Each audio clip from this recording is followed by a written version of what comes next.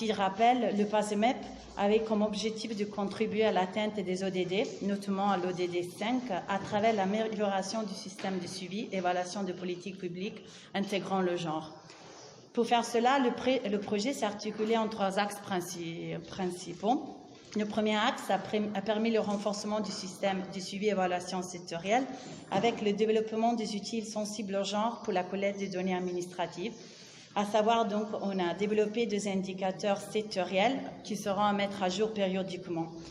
Outre le renforcement des capacités des cellules genre et le renforcement du rôle de l'ADEC dans la mise en œuvre de la SNEC. Le deuxième axe a permis la considération du processus d'appropriation de l'IF par l'ANSD, afin que le Sénégal puisse se doter d'un indicateur national sur l'autonomisation de femmes, à mesurer et à mettre à jour périodiquement. Et enfin, le troisième axe a permis le développement d'un système des mesures spécifiques du plan Sénégal émergent en étroite collaboration avec le BOSS afin d'évaluer les impacts des politiques publiques sur l'autonomisation de femmes et avoir donc un instrument pour la décision et programmation politique. Cher SG, je suis très heureuse d'être aujourd'hui ici avec tous les partenaires du projet pour partager les résultats de l'expérimentation de l'IAF dans les 2 ministères pilotes, le ministère de l'Agriculture et l'Équipement rural et le ministère de l'Emploi, Formation professionnelle et Artisanat. La communauté internationale reconnaît la promotion des droits des femmes comme un atout fondamental dans tous les domaines et des étapes significatives ont été marquées par des conventions, protocoles et traités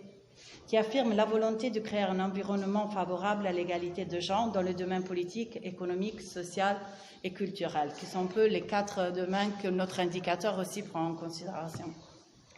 Le Sénégal a ratifié la Convention pour l'élimination de toutes les formes de discrimination à l'égard des femmes et beaucoup d'autres instruments juridiques internationaux et régionaux réaffirment aussi la volonté du pays de s'inscrire dans une dynamique de renforcement d'un environnement favorable à l'égalité de genre au niveau de la vie politique, économique et sociale, comme on l'a dit. Aussi, l'Italie, comme tout le monde le sait, accorde une attention significative à la protection et promotion des droits humains, en particulier des cibles les plus vulnérables telles que les femmes et les enfants, au sein de tous les programmes et activités qu'on met en œuvre ici au Sénégal. Aujourd'hui, nous sommes toutes et tous conscients que pour identifier et mettre en œuvre des politiques publiques sensibles au genre, il est crucial d'avoir des instruments scientifiques qui permettent de collecter, transmettre, diffuser, partager des données statistiques nécessaires pour évaluer les projets et les programmes politiques. L'IAF a été donc développé en étroite collaboration avec les 2 ministères exactement pour avoir un instrument de mesure de changement en termes d'autonomisation des femmes dans les 2 secteurs cibles. Je pense qu'il est aussi important, comme on le sait, comme on l'a dit pas mal de fois tous les derniers ateliers, que cette année a été marquée par la pandémie de Covid.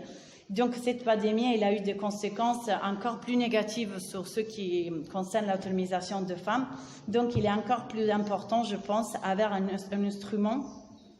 qui nous permet d'avoir des informations basées sur des données statistiques fiables et rigoureuses et qui est nécessaire pour une planification de politiques publiques qui sont sensibles au genre. Donc, chers SG, chers participants, chère directrice, je suis très ravie aujourd'hui de pouvoir témoigner notre engagement. Je dis notre parce que j'étais aussi avec la casquette GSP, autre que la casquette coopération italienne. Donc, notre engagement et les résultats qu'on a atteints jusqu'à présent et que nous avons vu travailler ensemble avec consécration et engagement pendant toutes ces années. Nous savons qu'il reste beaucoup à accomplir pour faire de l'égalité et l'équité des femmes une réalité et que les droits doivent être réels dans la mesure où ils sont mis en pratique. Cependant, je pense que nous sommes dans un moment historique d'extrême importance et je suis rassurée parce que nous sommes soutenus par une forte volonté politique de changement et de collaboration pour le développement